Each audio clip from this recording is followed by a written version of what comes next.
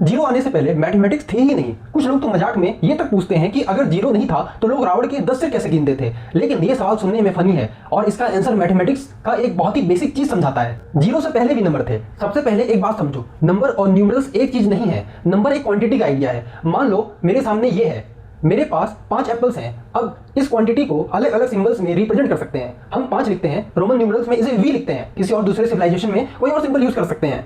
Symbol बदल गया लेकिन क्वांटिटी वही रही। यानी मैथमेटिक्स में नंबर को रिप्रेजेंट करने में हमें जीरो की जरूरत ही नहीं। लोग क्वांटिटीज को गिन सकते थे, कंपेयर कर सकते थे, जोड़ सकते थे, नंबर्स को अलग अलग न्यूमरल्स में रिप्रेजेंट कर सकते थे।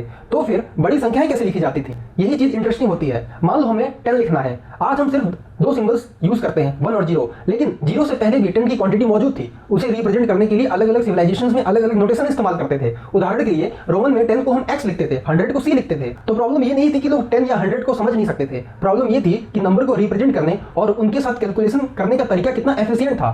तो फिर जीरो का असली कंट्रीब्यूशन क्या था? अब आता है सबसे इंपॉर्टेंट सवाल। अगर नंबर और काउंटिंग पहले से ही मौजूद थे तो जीरो ने आखिर किया क्या? जीरो ने हमारे डेसिमल नंबर सिस्टम को प्लेस वैल्यू सिस्टम बनाने में बहुत ही महत्वपूर्ण भूमिका निभाई। आज किसी डिजिट की वैल्यू सिर्फ उस डिजिट पर डिपेंड नहीं करती, उसकी पोजीशन पर भी डिपेंड करती है। देखो 5 फिर 50 या 500, डिजिट वही है लेकिन उसकी पोजीशन बदलते ही वैल्यू बदल गई। और जीरो इस सिस्टम की खाली पोजीशन को रिप्रेजेंट करने में क्रूशियल रोल निभाता है। जैसे 205, यहाँ जीरो का मतलब कुछ नहीं है, वो बता रहा है कि टेंस की पोजीशन पर क्वांटिटी नहीं है।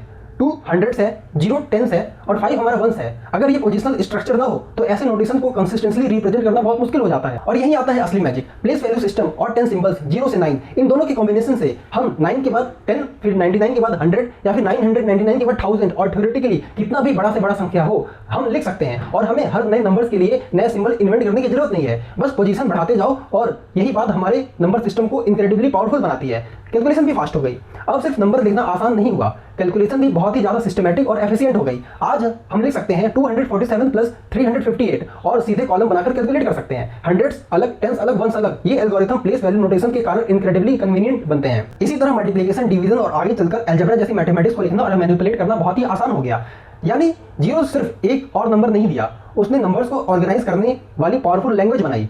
लेकिन एक बहुत इंपॉर्टेंट बात, तो इसका मतलब ये नहीं कि जीरो नहीं होता तो मैथमेटिक्स खत्म हो जाती। बिल्कुल नहीं। मैथमेटिक्स, काउंटिंग और क्वांटिटीज तो फिर भी एग्जिस्ट करती। लोग अलग अलग सिंबल्स और सिस्टम का इस्तेमाल करके नंबर्स को रिप्रेजेंट करते, लेकिन उन्हें लिखना ज्यादा कॉम्प्लेक्स होता, बड़ी क्वांटिटीज रिप्रेजेंट करना ज्यादा कम्बरसम होता और कैलकुलेशन ज्यादा टाइम कंज्यूमिंग और कॉम्प्लिकेटेड होती। तो जीरो ने मैथमेटिक्स को पैदा नहीं किया, जीरो ने मैथमेटिक्स को एक इनक्रेडिबली एफिशिएंट लैंग्वेज दी। और शायद जीरो की सबसे इंटरेस्टिंग बात यही है, जीरो खुद कुछ नहीं रिप्रेजेंट करता है, लेकिन उसी कुछ नहीं ने हमें अनंत नंबर को सिर्फ 10 सिंबल से लिखने की ताकत दी।